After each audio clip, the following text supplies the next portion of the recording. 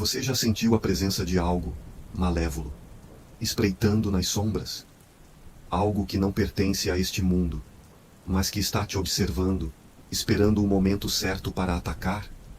Imagine estar dirigindo por uma estrada deserta no meio da noite, apenas para encontrar algo que desafia toda lógica e razão. Algo que nem mesmo os caçadores mais experientes conseguiram identificar. No episódio de hoje, vamos explorar uma história que vai além do medo comum. Uma história sobre uma criatura misteriosa, uma presença sombria e um encontro que mudou a vida de um homem para sempre.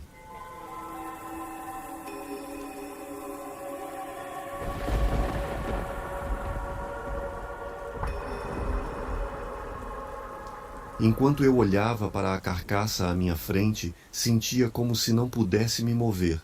Talvez fosse o choque do acidente, mas acho que isso era só uma parte do problema. Quanto mais eu olhava, menos sentido tudo fazia. Tudo o que eu sabia parecia estar ligeiramente errado. Eu havia vivido nessa floresta a minha vida toda e nunca tinha visto nada assim. Já atropelei alguns animais antes. Por acidente, claro. Isso acontece quando você vive por aqui, mas sempre me deixava triste por dias. Não há muito o que se possa fazer. Não é como se os animais selvagens aprendessem a olhar antes de atravessar a estrada.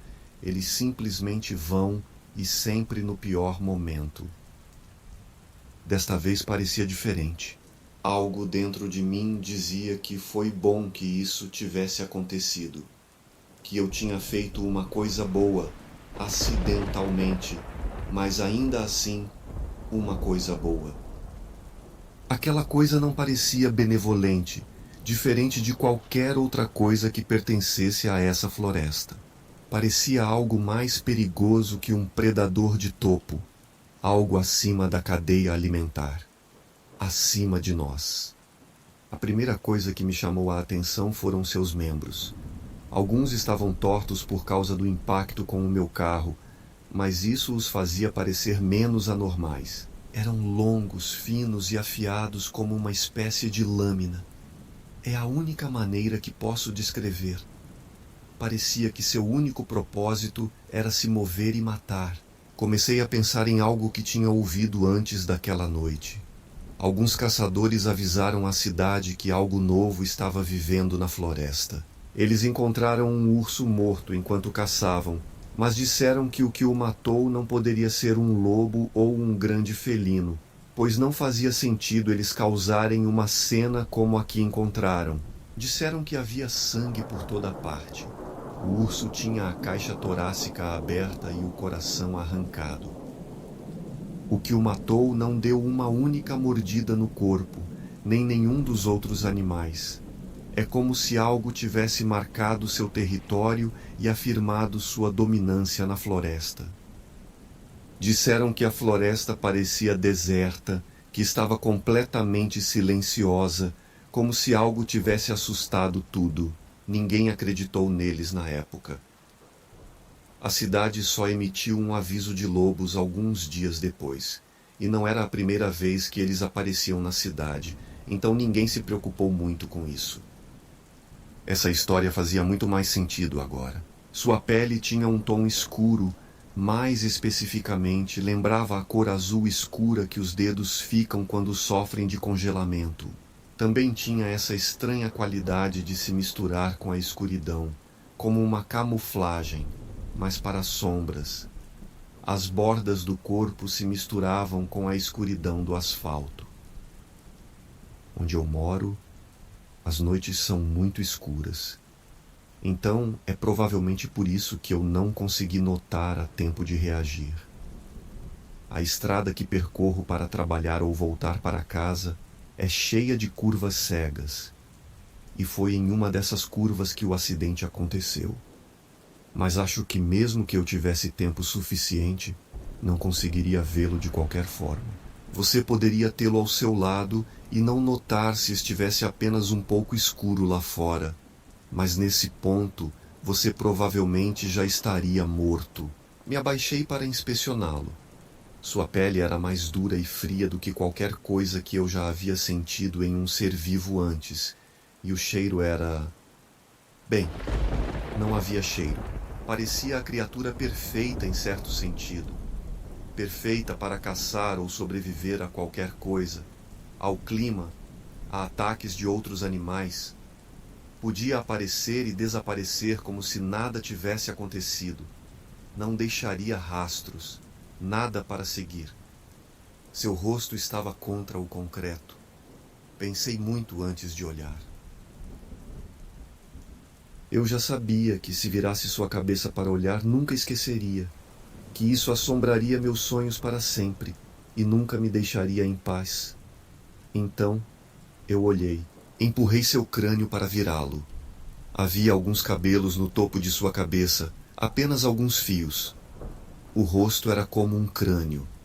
Lembrava muito um humano, e tentei acreditar que não era. Tinha buracos onde seus olhos e nariz deveriam estar, e sua boca era bem pequena, mas com um sorriso malévolo.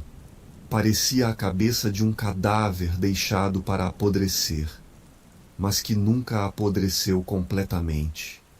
Olhei para seu rosto sem vida por um tempo. Esperei que abrisse os olhos e olhasse para mim, porque temia que, se eu me virasse e voltasse para o carro, ele me pegaria, que me despedaçaria e roubaria meu coração, como fez com aquele urso. Então ele se mexeu. Um choque de vida percorreu seu corpo.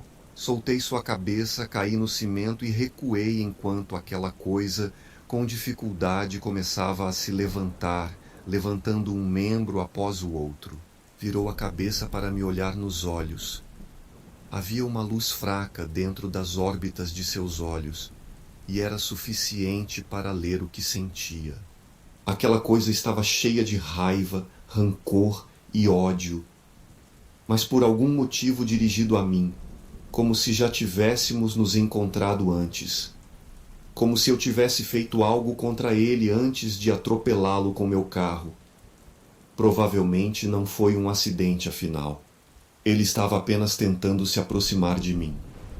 Uma luz vindo de trás nos interrompeu. Era meu pai. Quando eu não cheguei em casa na hora de sempre, ele saiu para ver se eu não tinha batido em algum lugar no caminho, já que não seria a primeira vez. O tempo que levou para eu virar a cabeça foi suficiente. Senti uma brisa e batidas leves no cimento da estrada. Quando voltei a olhar para aquela coisa, ela havia sumido. Não sabia como explicar o que aconteceu, então disse que tinha atropelado um cervo.